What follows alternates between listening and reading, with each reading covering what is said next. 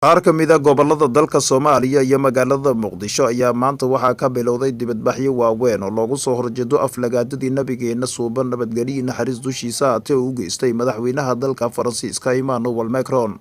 boqolaal ruux oo isugu jira haween iyo rag iyo qaar ka mid ah ardayda wax ka barata iskuulaadka ku yaala magaalada Muqdisho ayaa waxaa maanta halkaasi ay ka dhigeen banaanbaxyo ay ugu soo horjeedaan aflagaadadii nabigeena Mohamed nabadgelyo naxariis dushiisa aatee u geystay madaxweynaha dalkaasi Faransiiska.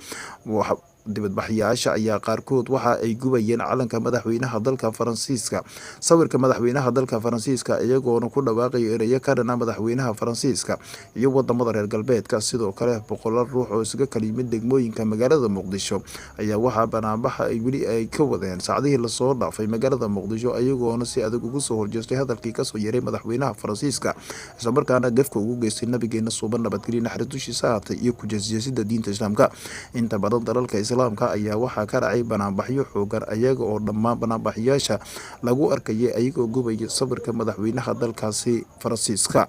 Maanta magaalada Muqdisho, Gaalkacyo, Cadaado ayaa waxaa dibadbaxyo aad ugu muuqday in shucuurtoodu ay ku muujinayeen shacabka Soomaaliyeed sida ay ugu xun yihiin gafkii oo u geystay nabigeena suuban nabadgelyo naxariis dushiisa ahaatee madaxweynaha Faransiiska ay ku soo bandhigeen. Haddaba qaar ka mid ah ardayda wax ka barata jaamacadaha ku yaala magaalada Gaalkacyo ayaa qaarkood ayagoo ku hadlaya luuqadda Ingiriiska waxay fariin u direen madaxweynaha dalka Faransiiska, waxaana ay sheegeen in haddii uu ku adkaysto in uu sii wado aflagaadada nabigeena suuban in ay tallaabo cad ay ka qaadi doonaan muslimiinta. Haddaba gabar ka mid ah gabdhaha wax ka barata iskuulaadka ku yaala Gaalkacyo ayaa sidaan tiri: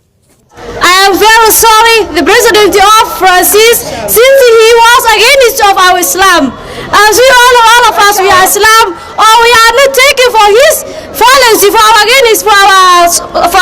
for our religion. As we know, there are many religions in this world, but the religion of Islam is the only religion that we can say is the true in this world. As we can say, we of us as we are Muslim, and we can't read the President of violence, and we can say, fall down everyone who is against